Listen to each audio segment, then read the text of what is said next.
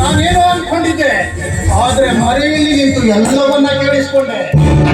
ನೀನೀಗ ಮಾಡಿದ ಕೆಲಸ ನಿನಗರಿವಿಲ್ಲದಂತೆ ನನ್ನ ಕೆಲಸವನ್ನ ಮಾಡಿದ ಅಷ್ಟೇ.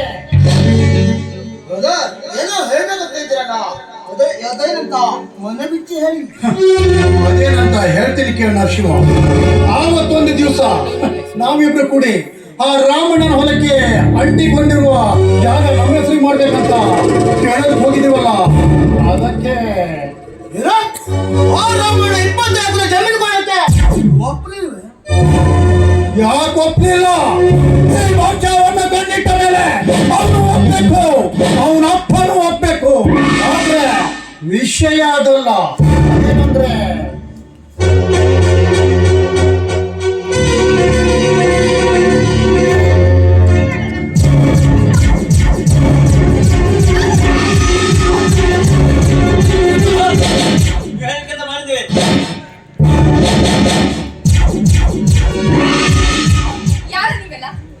ಈ ಕಾನದ ಗುಣದಲ್ಲಿ ನನ್ನ ಯಾಕೆ ಕರ್ಕೊಂಡು ಬಂದ್ರಿ?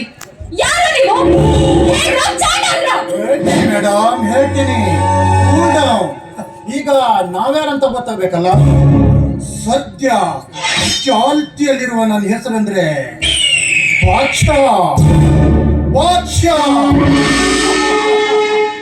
ಆದ್ರೆ ಇವನ ಹೆಸರು ನನ್ನ ನಾಮಧೇಯ ಕೂಡ ನಿನ್ನಲ್ಲಿ ಬಿತ್ತರಿಸಬೇಕಾ? ಇವನು ಸಿಂಹ, ನರಸಿಂಹ.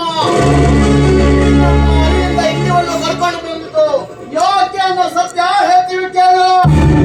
ನೋಡು, ನಿನ್ನನ್ನ ಇಲ್ಲಿವರೆಗೆ ಕರ್ಕೊಂಡು ಬಂದ ವಿಷಯ ಹೇಳ್ತೀನಿ ಕೇಳು. ನೋಡು, ನಿನ್ನ ತಂದೆ ತಾಯಿಯವರ ಮರಣಾನಂತರದಲ್ಲಿ ರಾಮಣ್ಣನ ಜಮೀನಿಗೆ ಹತ್ತಿಕೊಳ್ಳುವ ಆ ಜಮೀನಿನ ಪಕ್ಕದಲ್ಲಿ ಇರುವ 10 ಎಕರೆ ಜಾಗ ನಿನ್ನ ಹೆಸರಲ್ಲಿ ರಿಜಿಸ್ಟರ್ ಆಗಿದೆ. ಅದಕ್ಕೆ ನಿನ್ನ ನಮ್ಮವರನ್ನ ಕಳಿಸಿ ಅಲ್ಲಿಂದ ಇಲ್ಲಿವರೆಗೆ ಬಂದಿದ್ದು ಯಾಕೆ ಗೊತ್ತಾ? ಈ ಫೋನ್ ಟೇಬಲ್ ಮೇಲೆ ಸೈನ್ ಮಾಡಿಸ್ಕೊಳ್ಳಕ್ಕೆ. ಬೆನ್ನಿಂದ ಜೀಪ್ ಕೊಟ್ರೆ ನೀನು ಸೇಫ್ ಆಗಿ ಮನೆ ಹೋಗ್ತೀಯ.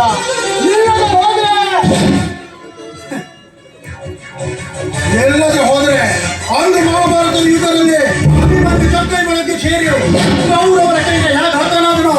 ಆದ್ರೆ ನಾವು ರಚಿಸಿದ ಚಕ್ರಯುಗದಲ್ಲಿ ಬೆಳಗಿ ಇದು ನಮ್ಮ ಕಾಮದ ಕ್ರೌರ್ಯಕ್ಕೆ ಸ್ಮಶಾನ ಸೇರ್ತೀಯ. ಪಾಪಿಗಳ ಇಂಥ ಪರಿಸ್ಥಿತಿಯಲ್ಲಿ ನಿಮ್ಮ ಚಕ್ರ ವ್ಯೂಹದಲ್ಲಿ ಸಿಲುಕೊಂಡು ನಾನು ಏನಾಗ್ತೀನೋ ಅದು ನನಗೆ ಗೊತ್ತಿಲ್ಲ. ಆದ್ರೆ ನೀವು ಮಾಡ್ತಿರುವ ಈ ಕರ್ಮಕಾಂಡ ನನ್ನ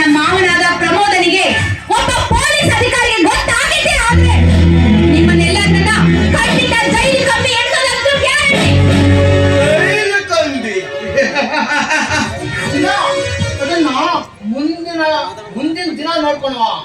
ಅದಕ್ಕೂ ಮೊದಲು ಈ ಬಾಂಡ್ ಪೇಪರ್ ಮೇಲೆ ಒಂದು ಸೈನ್ ಗೀಚ್ಕೊಂಡು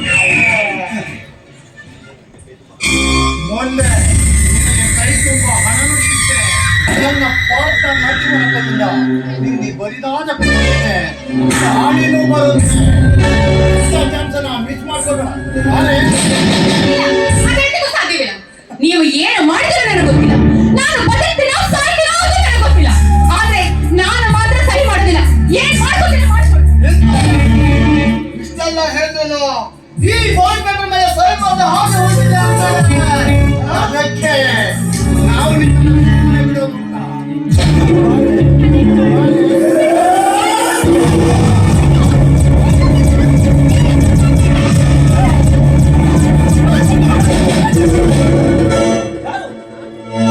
ಗಿಡಗಳನ್ನ ಕಾಮ ಪಿಶಾಚಿಗಳ ನೀನು ತಿಳಿದುಕೊಂಡ ಹಾಗೆ ನಾವೇನು ಇವ್ರು ನನ್ನ ರೇಪ್ ಮಾಡಿ ನಮ್ಮ ಕಾಮತ್ರಶ ತೀರಿಸ್ಕೊಡ್ಬೇಕಂತ ಬಂದವರಲ್ಲ.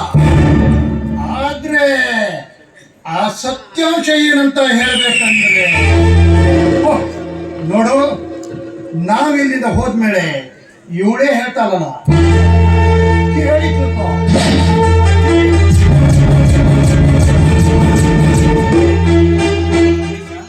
ಏನಿದು ಈ ಸಂದರ್ಭದಲ್ಲಿ ಈ ಕಾನೂನ ಮಧ್ಯೆ ಒಂಟಿಯಾಗಿ ಒಬ್ಬಳು ಯಾಕೆ ಬರ್ಬೋದೆ ನಿಮಿಷ? ಯಾಕೆ ಬರ್ಬೋದೆ ಏನು ನಿಮಿಷ?